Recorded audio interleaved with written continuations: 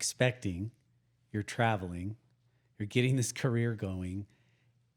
Describe the stress during that time, of life. Because we're going to dive into coping in just a minute and mental health as we dive into all of this. But when you look back, how are you coping during that time?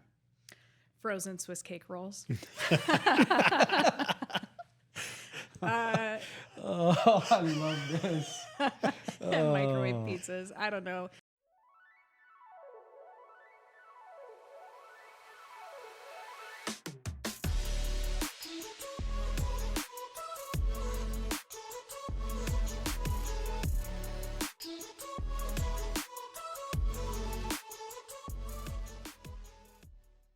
Welcome to Brain Stoke. I'm Tom Telford here with Preston Niederhauser.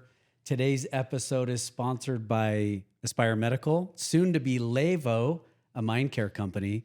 We are at the Vega Media Studios. Did I say that all right? You did. Nice. Impressive. With Brandy Vega, founder, owner, president.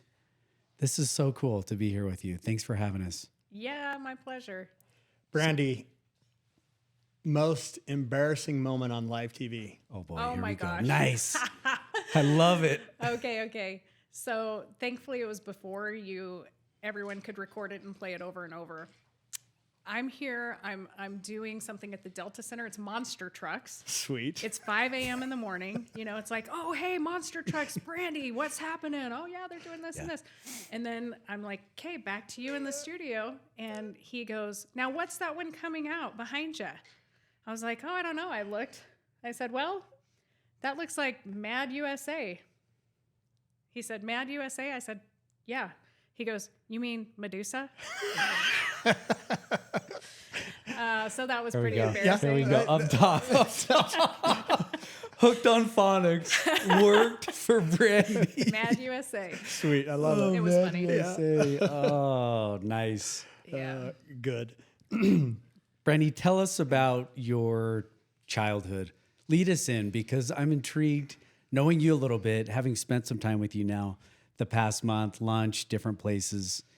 Your story is a fascinating one, and I don't know that it gets told enough. You're usually the one telling the stories. So tell us a little bit. Yeah, I'm usually the reporter, but okay. I have wonderful parents. I love my mom to death. But my parents were both high school dropouts. My mom had 2 children by the time she was 19. My dad disappeared. And, my mom did the best she could, but she worked 3 minimum wage jobs. And so my sister, who's a few years older than me, she kind of helped raise me. And there were times as a kid where I didn't have anything to eat all day. And I didn't have a coat or warm shoes or the typical things that a lot of kids, take for granted. And so I remember I started my hustle 4 or 5, 6 years old. I was going door to door. Hey, can I help you with any yard work? Hey, can I clean up after your dog? And I remember I got some rocks and I had some paint. And I painted these things and I went and I found these little googly eyes. And so I would sit on the corner and sell pet rocks for 50 cents or $1. And that's how we were able to go get, those 10-cent hamburgers or those 12 for $1 burritos. I mean, we felt, it sounds pathetic, but it was like, oh, a piece of ice. Like I have a popsicle. And if we were really living large, we added Kool-Aid. Yeah. A Kool-Aid sickle. Throwback. Yeah. I love it. I love so that just kind of taught me, like, I had to work really hard. Yeah. Where were you selling the pet rocks? Tell us community you grew up in. I was born in Arizona, and then I bounced around. I was in New Mexico. I was in Texas. I was in Nevada, Utah. My mom and dad were kind of off and on. And so when they were together, my dad did construction and we'd kind of bounce around where he was. And then when they weren't, we were wherever we were. Mm-hmm. And so I graduated from Utah at West Jordan High School, graduated 6 months early, joined the Army as a broadcaster. I knew at the time I was 10 years old. I was watching the news and I was like, that's a cool job. They're learning stories. They're out in the community. They're on TV. They look good. So I really wanted to do that, but I didn't know how I was going to do it. And I had really bad teeth. You'd never think that, right? I did. I had horrible teeth, and it was embarrassing. I had this big gap between my front teeth, and I was always like smiling like this, would never open my mouth. Yeah. Was afraid to talk to people a little bit. So at 12, I lied about my age. I said I was 13. I got a job at a motel, started cleaning rooms and taking care of the laundromat. And I was able to buy my braces. I got braces at 13. I saved up a $500 down payment, paid for braces, got myself a face or a smile that I was comfortable with. Yeah. A little more confident. Yeah, and then I joined in the Army because I knew that was the only way I was going to get college, and they had it as a broadcaster. That hustle at age 6, was that simply out of survival instinct, or was there something else there that helped you grind? I don't know anymore. I just don't know because I had it at such a young age. I don't know if it was necessity that led to my ambition or if it wasn't. But I love to build.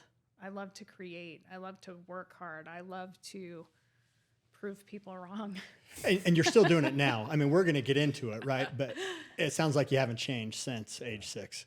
Probably not. I'm about the same maturity level. Yeah. Whatever. We're going to get along great. We actually, we had lunch recently at the Red Iguana, which I love. And over lunch, I could tell you have a chip on the shoulder. I wouldn't call you angry by They're any called shoulder stretch. pads. There's a chip there, which I love because right, you need grit in order to be an entrepreneur and a business owner. And there's something that's there.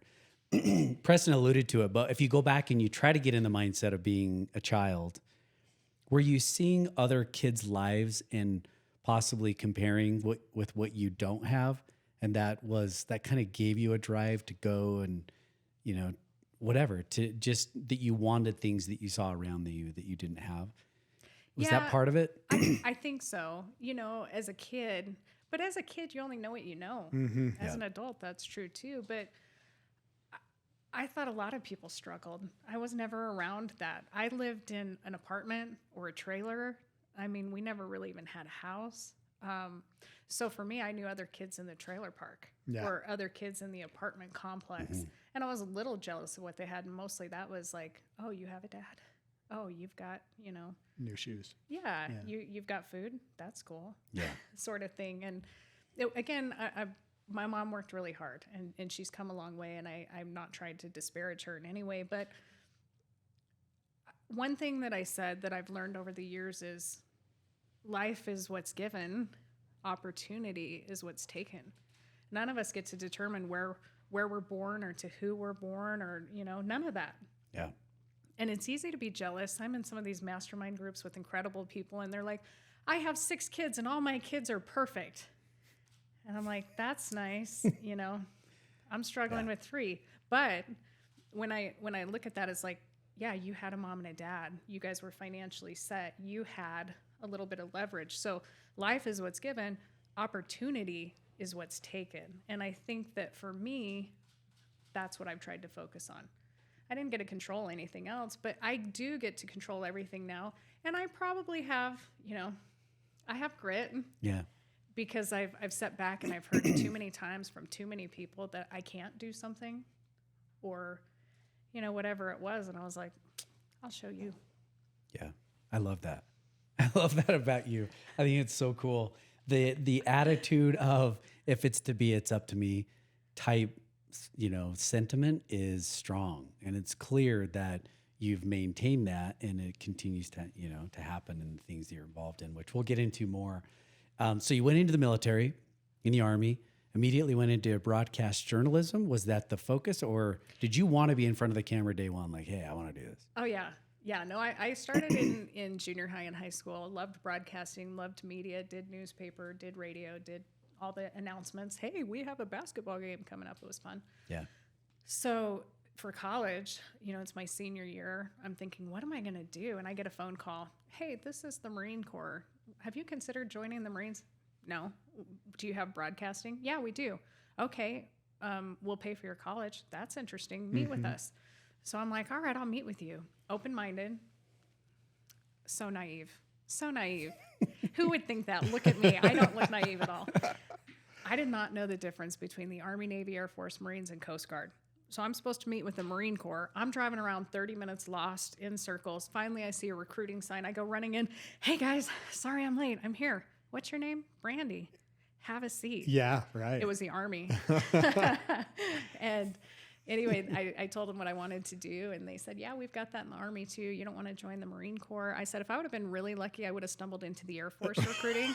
But 5 weeks later and 5 tests later, because I had to do a voice audition, video audition, you had to score over a 90% on your test because you do a lot of high level. I had a security clearance. I was on the official White House press pool. I got to train at the War College. I did some really cool things. So you had to have a decent score. Yeah. And I ended up joining, and I was like showing up for boot camp, you know, with my lounger. It didn't work out so well for me, but it was fun. What would be the difference of that education versus, say, one like at Northwestern? Like it feels like you were immediately thrown into the wolves, maybe. Oh yeah. Yeah. I was like, hey, I'm Brandy. I'm here for boot camp. Where's my dorm? I mean, I was really naive. It's kind of funny. But I've always been under the mindset that I can do anything. So no matter what it was, I knew I was going to be fine. I can do anything for a few months. Yeah. And it was like $1 million experience I wouldn't give you 2 cents for. Yeah. They crushed me. It was hard. It was heavy. But so many things I loved about it. It was so fun. And, you know, another sensitive topic, I've never been a minority. There was only one other white girl in my whole group. So being Caucasian, and I found out what reverse discrimination was, and that was tough. Yeah. So I went through that. It was the very first year they made it co-ed. So they combined the men and the women. And then in an effort to show that the women didn't get special treatment, they actually made it harder on us. I've never done so many push-ups in my life, but look at these guns. I mean, I can steal them. Yeah. But it was tough. Yeah. And then AIT, my advanced training, was in Baltimore at Fort Meade. And our school was so hard. It's the Defense Information School that literally, if you missed half a day, you could be recycled. We would get up at 5, 6 in the morning. We would go to school from 8 to 6. We'd get a quick lunch break. And then I did homework till 10 o'clock every night. And because they were teaching us so much so fast, we had to learn print, broadcast, and radio, and then public affairs, that if you were sick, missed any time, you couldn't keep up. So we had several people who got recycled, and it was so hard. When I came back and went back to school, I was working full time and going to school full time, and I was like, that's it. Yeah, this is easy. This is easy. Yeah. How long was that portion of the training? So boot camp was a few months, and then my school was about, I don't remember, 6 to 8 months. And your It was obligation. really intense. Yeah. And then what was your obligation? 5 years? So I had a 4x2. So it was like 4 years reserve, couple years inactive reserve. But I was in 8 years. Sorry. Okay. I was in from 2005 to 2003. And I joined Army Reserve, but I ended up doing 2 to 3 years active on deployments and training and all over the world. Wow. That's how I was able to land my first job. I was reporting for Fox News at 20 years old. Yeah. So I'd finished boot camp and basic training, and I'd got into TV, and I was working, and then I got offered a job, and I was still doing my training. Then I was deployed overseas, and I was over in the Balkans for September 11th. Wow. Wow. Yeah. Any highlight story you want to share about that time frame, getting deployed, and what that was like not being on U.S. soil during 9/11? Yeah, so September 11th, I'm in my office, and I'm working on a story deadline. I was media liaison, and we did a lot of reports. So I'm in there doing a story. One of my soldiers comes running in. Sergeant, the Twin Tower just got hit by a plane. I'm like, what? A small plane, a big plane? He's like, come see. We run in there. We're watching TV, and I'm seeing this unfold, and it was just incredible, right? You guys remember. Everybody remembers what they were doing September 11th. And we're watching Tom Brokaw, who I was a fan of. Anyway, I'm media. And as we're sitting there, one of my, I would call him naive commanders, he said, Tom Brokaw goes, America is officially at war. And my commander says, I hate how the media sensationalizes everything. And I looked at him and I said, what? We are being attacked by people we don't know. Of course we're at war. Yeah. So that was kind of a defining moment for me because that changed everything. I had my daughter soon after, and her dad got deployed, and I was getting deployed, and we were all over Iraq and nuclear weapons and weapons of mass destruction and all this stuff. So that was one of those things where September 12th, I have to jump in a plane. We're doing an emergency meeting at K4 headquarters. And when we get on there, our pilot's like, hey, we've been threatened. There's anti-aircraft devices. They said they would shoot down any U.S. or NATO aircraft. Be prepared. I'm traveling with all the lead brass. We're halfway through our flight. We got locked onto, and the terrorists were trying to shoot us down September 12th. So I'm in a Black Hawk on my way to Macedonia, and all of a sudden, I've got gunners on both sides of me, and we're dropping, and we're doing the whole nap of the earth. We're down. We're a couple feet above the water. We're banking back and forth. We're doing all these things, trying to avoid being shot down. It was scary, so that changed a lot of my life. I've almost been killed by terrorists twice on a peacekeeping mission. So that kind of gives you a little bit more appreciation. And when you talk about sensationalizing, and when you talk about a chip, I think so much of my life has been focused on life or death. Yeah. So I'm not a person for a lot of pleasantries. And I don't mean that in a bad way. Yeah. But I don't really care what your favorite color is. I care how you survived. Yeah. I don't care what movie you like best. I like to know how you cope. What are you doing to leave a legacy or make a difference? Because life is just so short. Yeah. You've seen it raw. And you can tell when you visit, when I visited with you a little bit, that you've seen some raw stuff. You have context like most don't. I clearly don't. Even hearing this story right now, I can't appreciate what military were going through during that time. Yeah. Clearly, you saw a lot. So it was wild. I mean, it really does change a lot of your perspective. And I went overseas also doing humanitarian work, and to see bodies left in their shoes and massacre sites and mass grave sites. And then I did a lot of work in humanitarian where I volunteered with Nobody Dies Alone at IHC and doing spiritual care. Nothing matters if it doesn't pertain to people. And being a good human and showing love and kindness, like everything else to me just feels almost superficial. Yeah. So you were expecting, you're traveling, you're getting this career going. Describe the stress during that time, of life, because we're going to dive into coping in just a minute and mental health as we dive into all of this. But when you look back, how are you coping during that time? Frozen Swiss cake rolls. I love this. And microwave pizzas. I don't know. It was tough. I turned to my faith and I turned to my family. Those things matter the most to me. And just kind of trying to figure it out. And I think as I've grown a lot, especially I think I've grown a lot in the last 8-9 years, but 5 years, I think just finding out what matters most to me and surrounding myself with like-minded people. You can do anything if you're with people that you care about. And so that's been really important. Do you remember when you first realized that people matter most? Yeah. I kind of feel like another quick story. I'm in Nevada. You got a hat here on the table. I'm going to a baseball game with my best friend. We're breaking the law because she's not old enough to drive, but her sister lent us the car. I'm a rebel. I have no criminal record. So we're driving in her car going to a baseball game. We come over the hill. I see a baseball cap in the road. I'm like, 10 points. Typical kid. Run over the baseball hat. I'm like, ha, ha, ha. And I look over in this field, and I see a light shining from the field. I was like, Robin, what is that? I don't know. She keeps driving. I said, something drew me to it. I said, turn around. So she finally turned around. I said, pull over. And I jumped out and I started going toward that light in the field. And the closer I got, I realized it was a motorcycle light. And then I noticed a body laying next to the motorcycle. And so I hollered back. I said, before cell phones, I said, go call 911, go get help. And I'm over there with this guy, and he's still alive, and I'm holding his hand, and I'm like, it's okay, it's okay. You know, help is coming.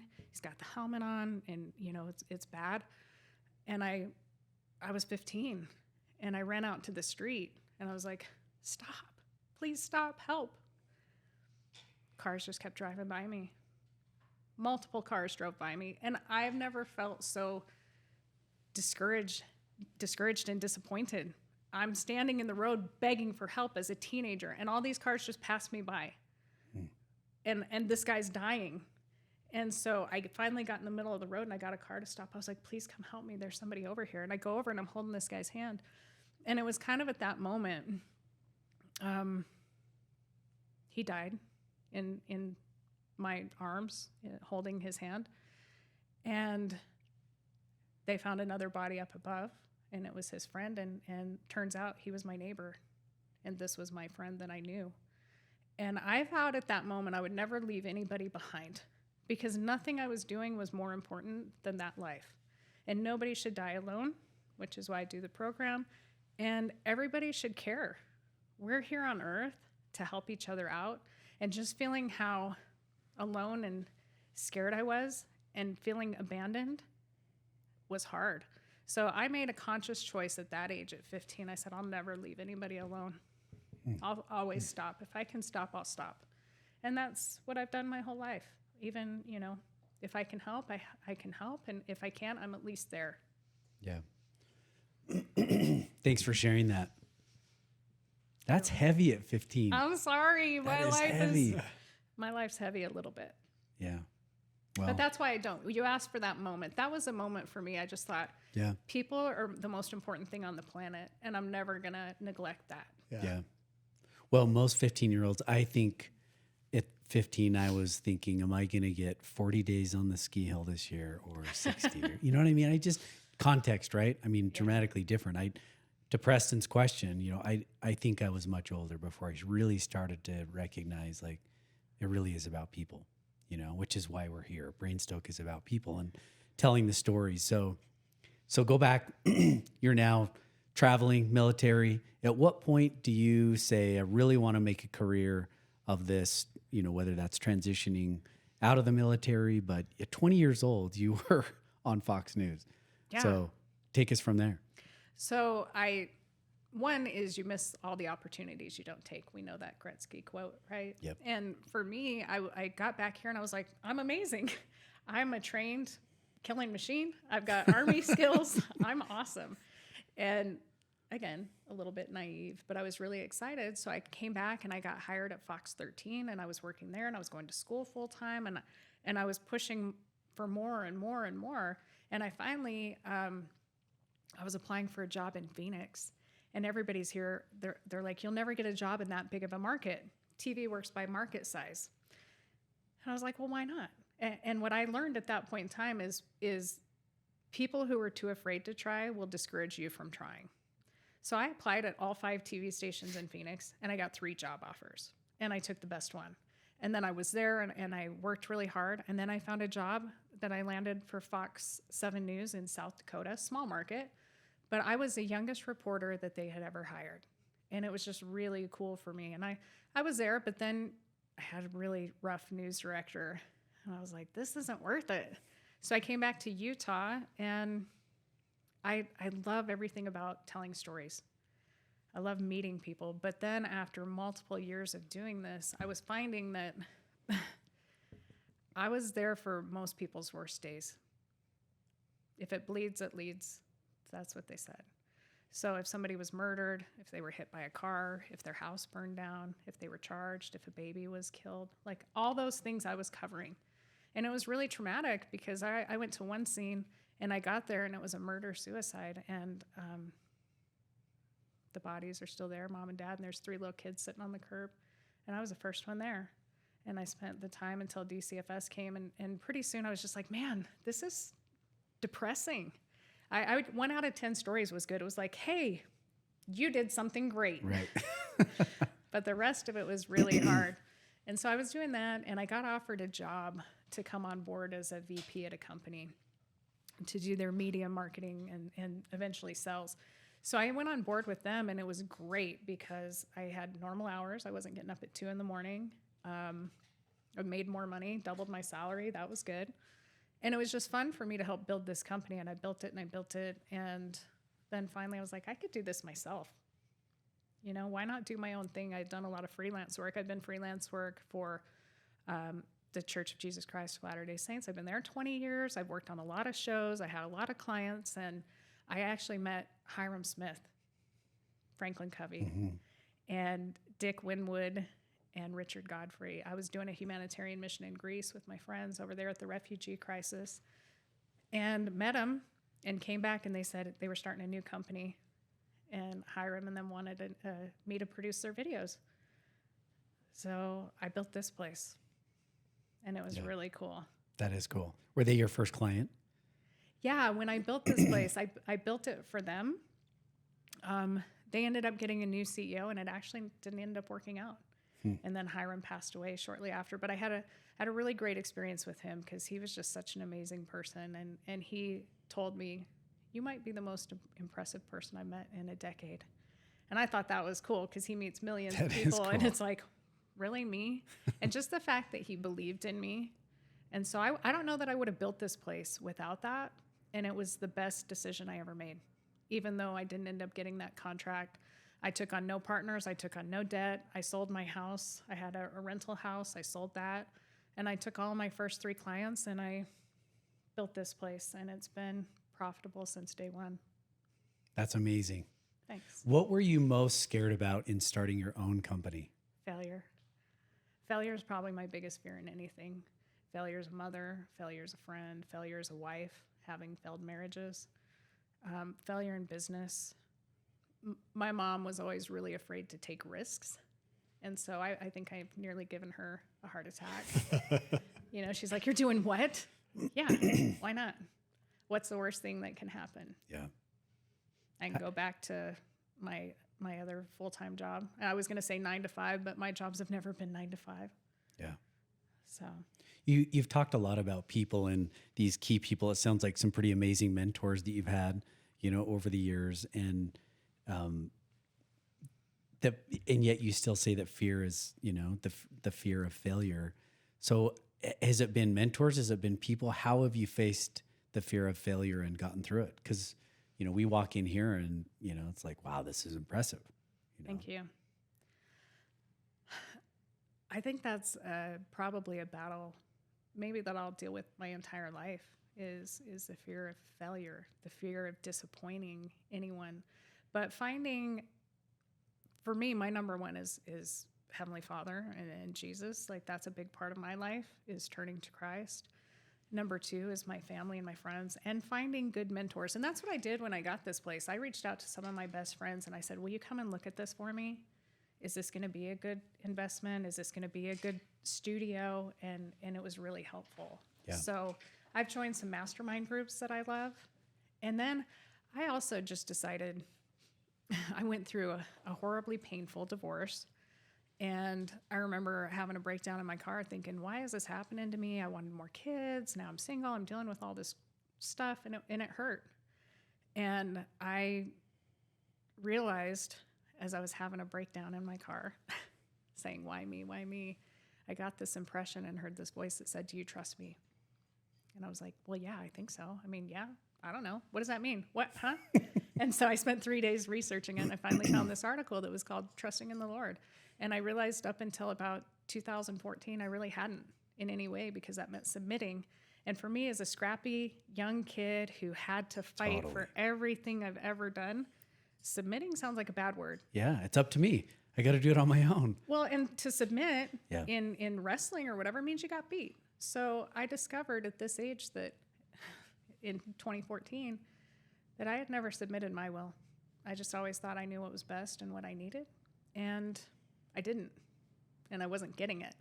And so I shifted at that point in my life. I said, okay, I don't see the big picture like God does. And I'm turning it all over. I'm just going to move forward in faith.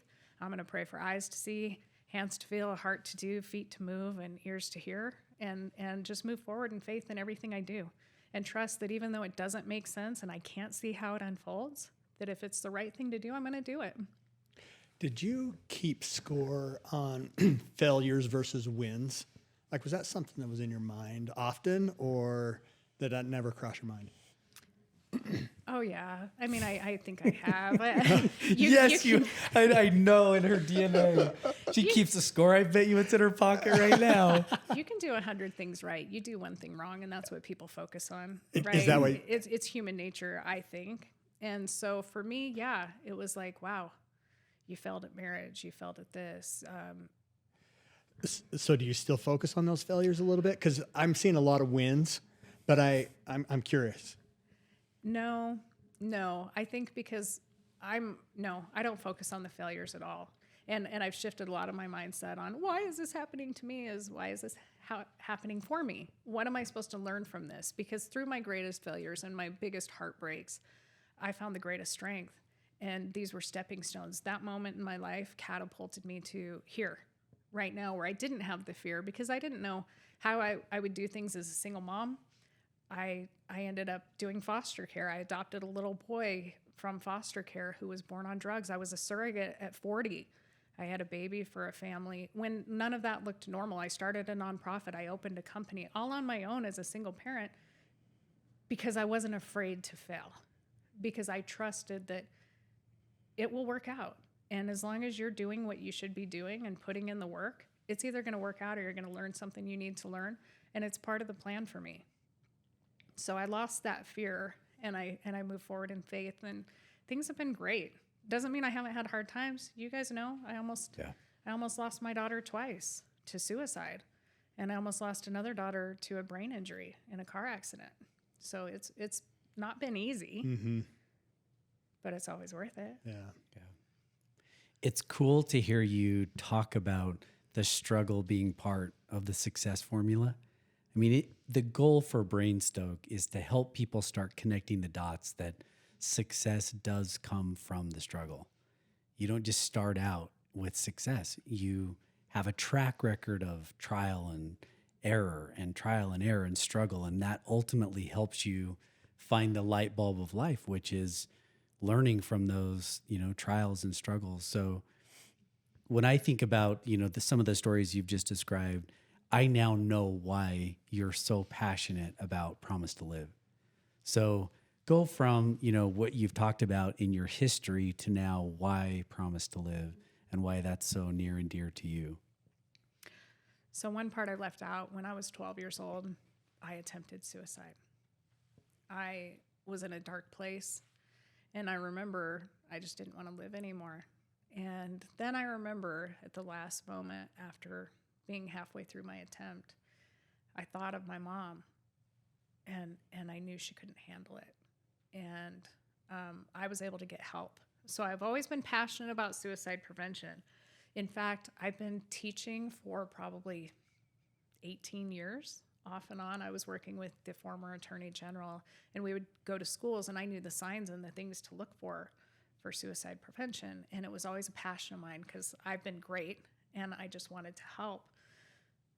Then in 2019, I almost lost my 12-year-old.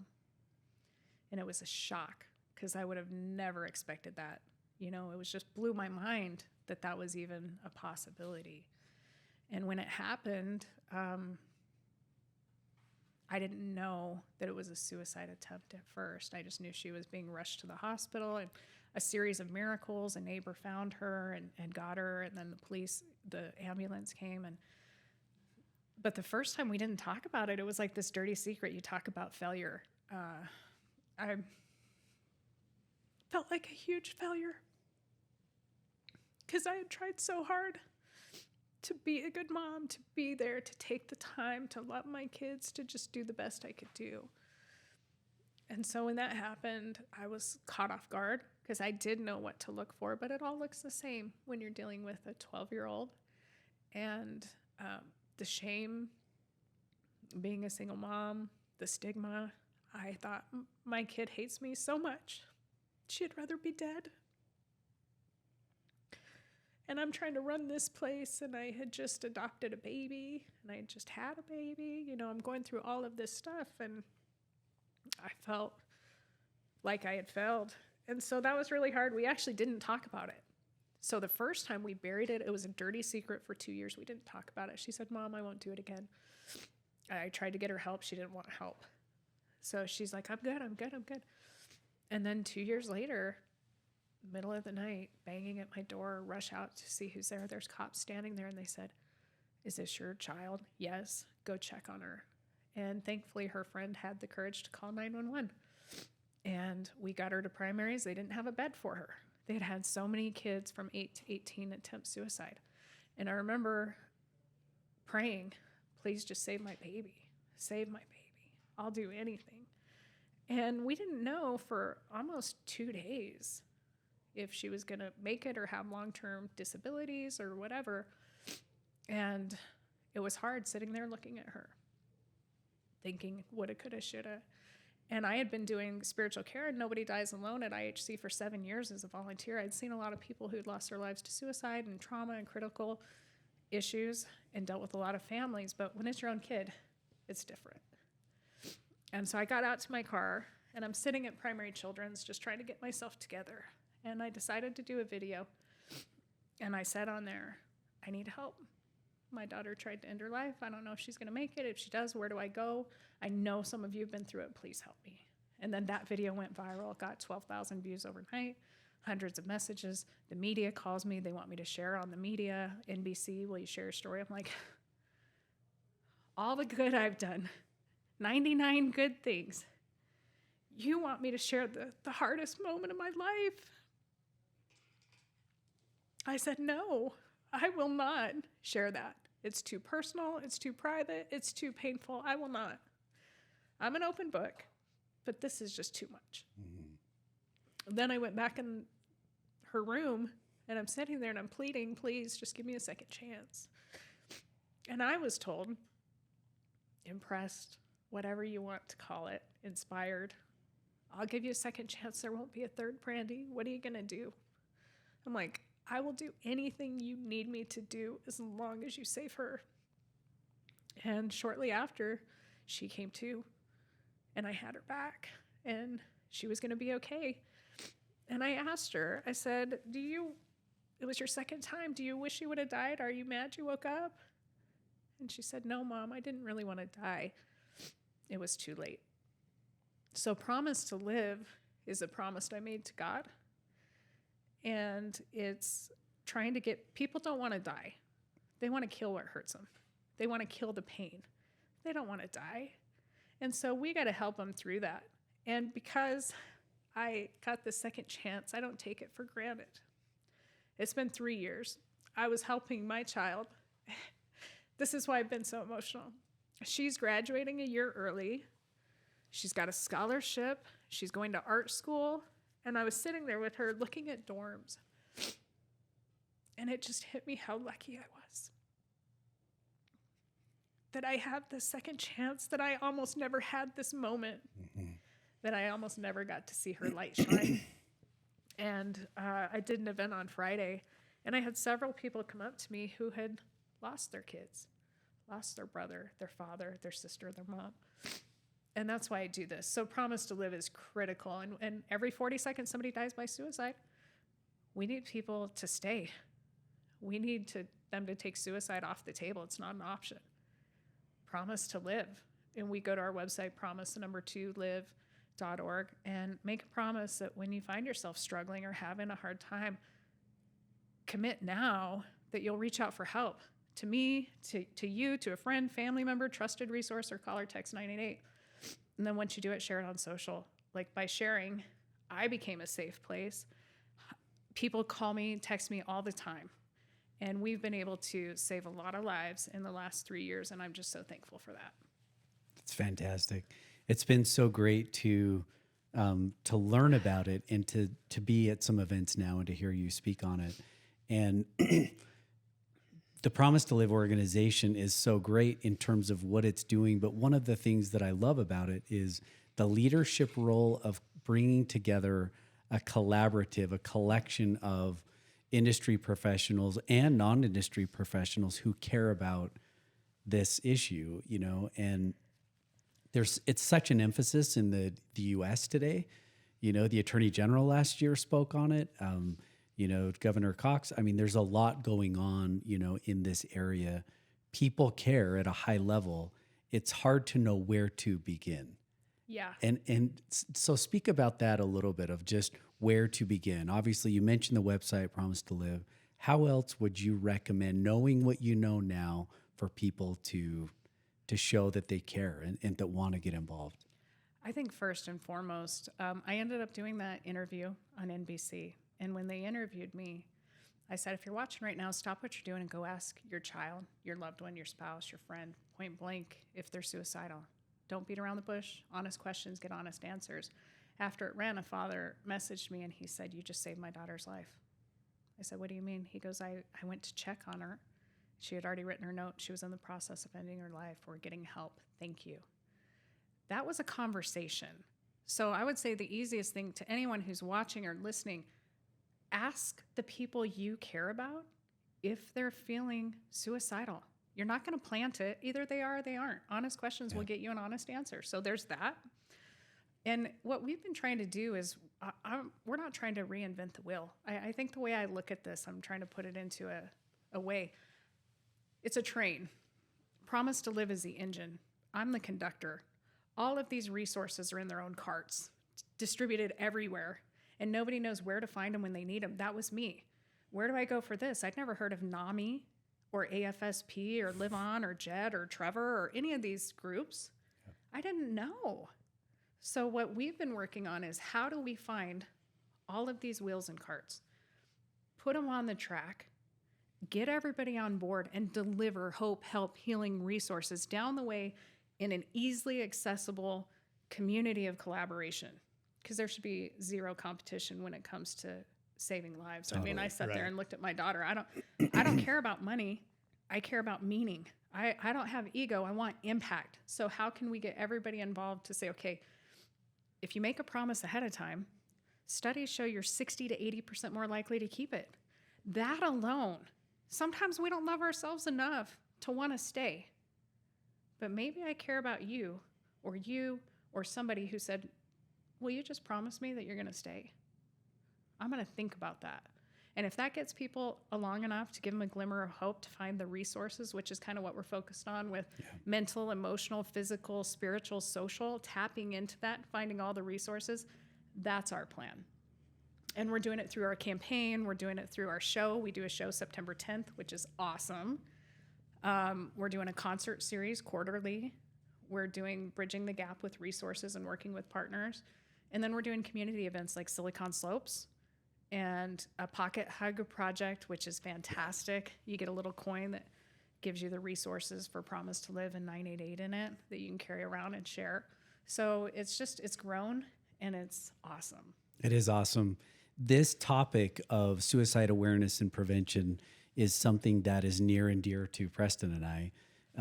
Brainstoke was really born on a bike ride when he and I were asking ourselves the questions as dads and as parents. And, Preston's brother, his in-laws have a near and dear story to their family. And I'm married to a marriage and family therapist who every day is in this battle on the front lines of helping teens and adults with staying alive, literally staying alive. And so we hear stories constantly.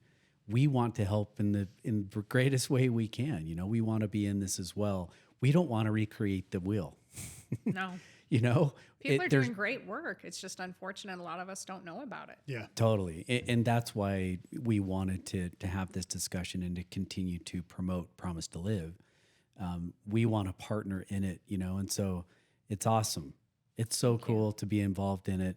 It's cool to be involved in it with you because of who you are and your fire behind it. It's awesome. The passion is, it's cool. Well, thank you. Can I ask, just a thought, as someone that's dealt with it firsthand, what's the and now step for you and your daughter? Like, what do you two talk about now with regards to attempts of suicide? Yeah, well, we've got a really great relationship and open communication. And I've said this before, though. When you know someone you love is capable of ending their life, that peace that you had goes away. Always in the back of my mind, I have a little bit of fear, not knowing could something trigger or set it off. So we just have open communication. And also, as I've learned throughout my life, is nothing's guaranteed. Yeah. So I treat every moment as it's potentially my last. Whether I get in a car accident or something happens to somebody, I just try to live each and every day as if it could be my last day, and make sure that we're having loving, open conversations. And I'll say to her, hey, are you okay? You seem like a little bit off. She seems very happy right now. And I've had her make the promise, and, you know, she supports the work that I'm doing, although she doesn't want to be the face or the voice. And I respect that. Yeah. Because at the end of the day, she's my number one. She's why I do this. Yeah. Yeah. Love it. Last question, then we'll close it. I feel like any chance that I can to spend time with professional, amazing women, I want to know, what would you share to younger, up and coming, driven women who want to start a business, who want to, you know, meet and achieve their dreams, you know, for their own careers? What advice would you give, having been where you've been and know what you know?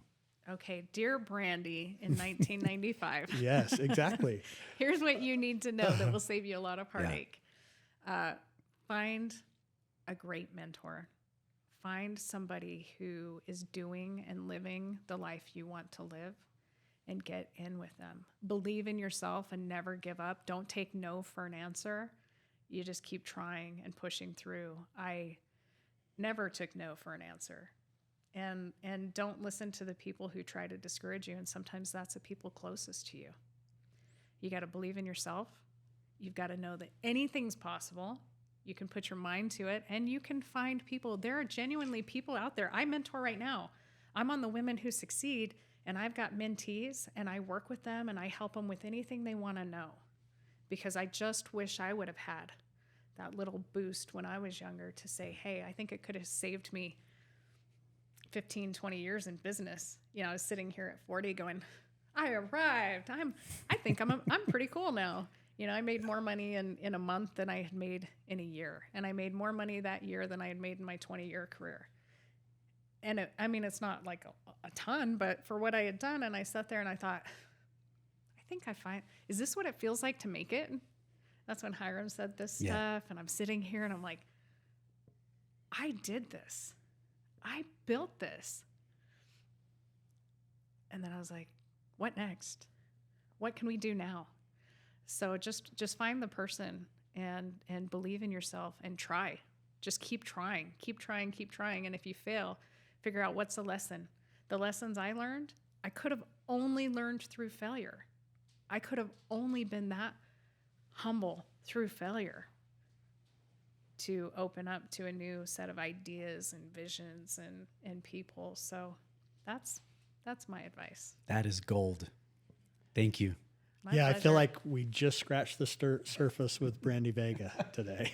We have part 2. Yeah. Part coming two. up. We're Let's do it. coming back in a little while. Thank you again for having us. Pleasure. Thanks, you guys. So great. You've had your daily dose.